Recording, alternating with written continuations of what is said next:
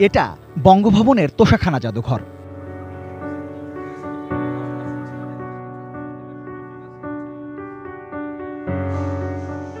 $150 বছরের পুরনো মানুক হাউসকে সংস্কারের মাধ্যমে তোশাখানা জাদুঘর হিসেবে প্রতিষ্ঠা করা হয়েছে। এই জাদুঘরে বঙ্গভবনের বিভিন্ন ঐতিহাসিক নিদর্শন এবং উপহার সামগ্রী প্রদর্শন করা হচ্ছে।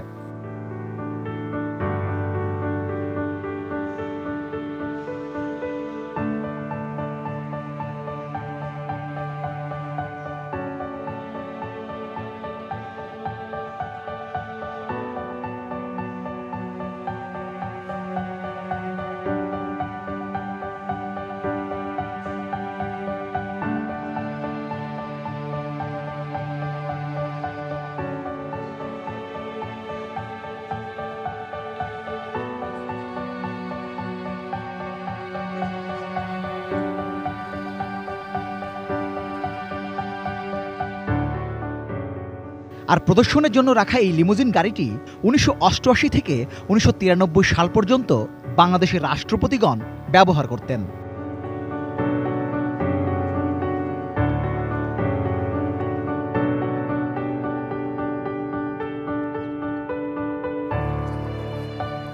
এটি বঙ্গভবনের এয়ার রেড শেল্টার।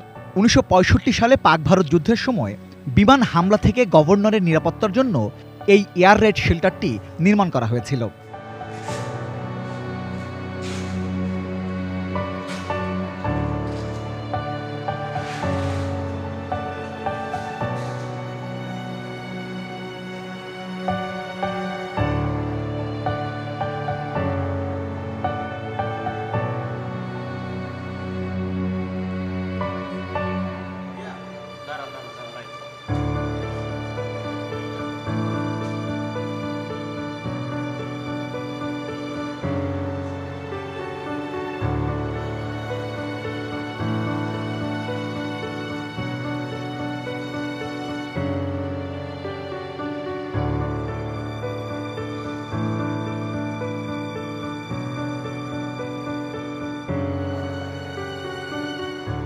তবে মুক্তিযুদ্ধের সময় প্রয়োজন ফুরালে এটি পরিত্যক্ত অবস্থায় ছিল।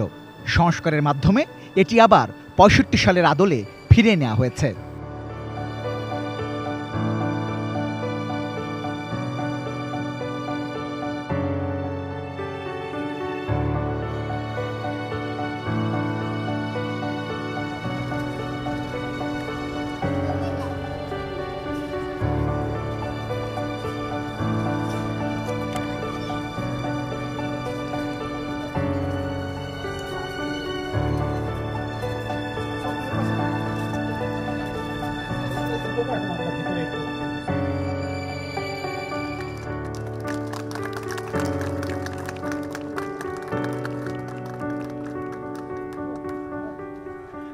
মঙ্গলবার বিকেলে এই স্থাপনাগুলো উদ্বোধন করেন রাষ্ট্রপতি আব্দুল হামিদ।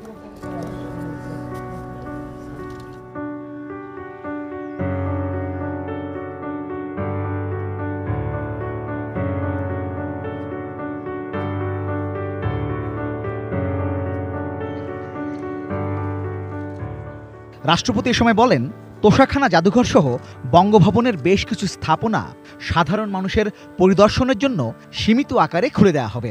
ঐতিহ্যের অন্যতম নিদর্শন বঙ্গভবন। তোশাখানা জাদুঘর বঙ্গভবনের অবিচ্ছেদ্য অংশ। বঙ্গভবনের সমৃদ্ধ ইতিহাস সংরক্ষণ এবং তা ভবিষ্যৎ প্রজন্মের কাছে তুলে ধরতে বঙ্গভবন তোশাখানা গুরুত্বপূর্ণ ভূমিকা রাখবে বলে আমি মনে করি। তোশাখানায় প্রদর্শিত উপহার সামগ্রী ও বিভিন্ন সময়ের স্থিরচিত্রসমূহ ভবনটির পরতে পরতে মিশে থাকা ইতিহাসের সাক্ষী হয়ে থাকবে।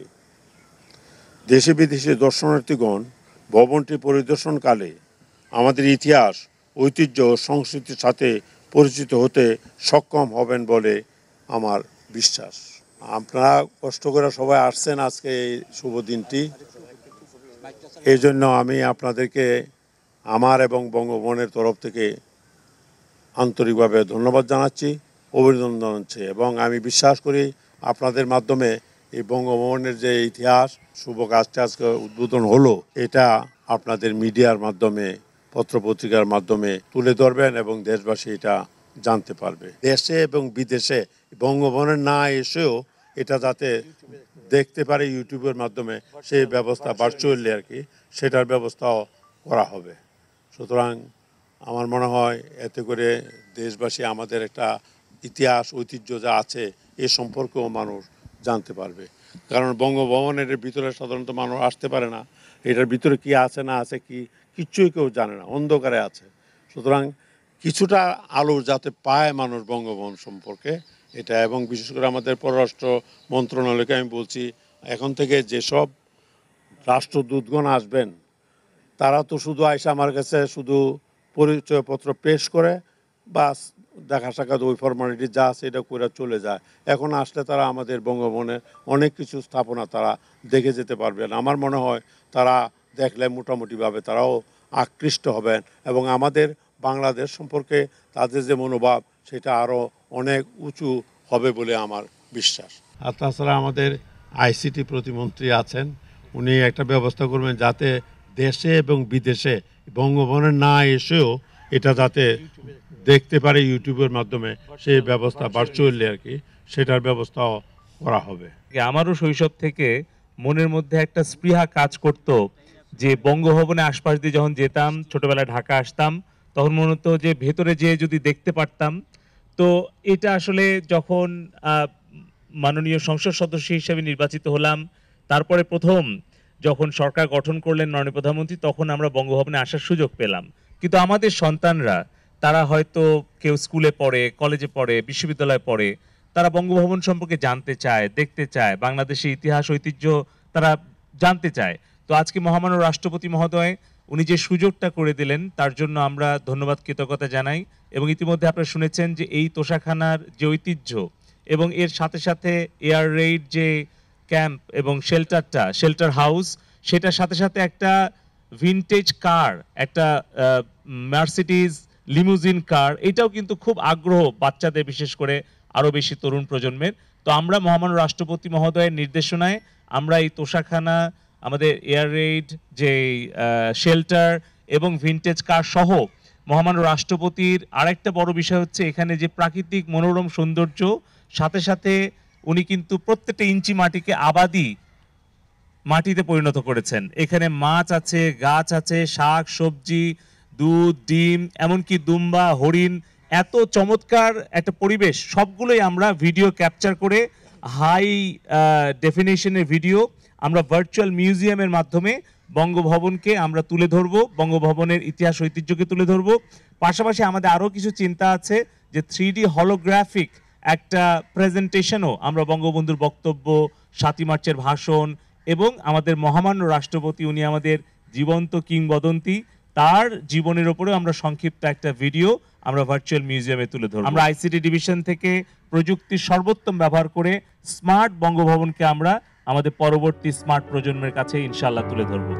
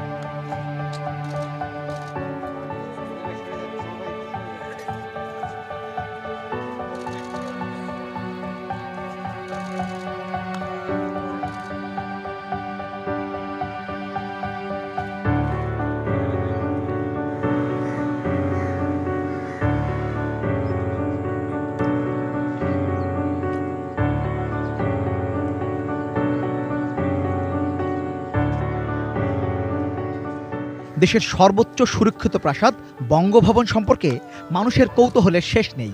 বঙ্গভবনকে দেশি বিদেশি দর্শনার্থীদের জন্য সীমিত পরিসরে উন্মুক্ত করার লক্ষ্যেই তোষাখানা ও এয়ার রেড শেল্টার হাউসের আধুনিকায়ন এবং ওয়াকওয়ে নির্মাণ সহ নানা কার্যক্রম বাস্তবায়ন করা হচ্ছে।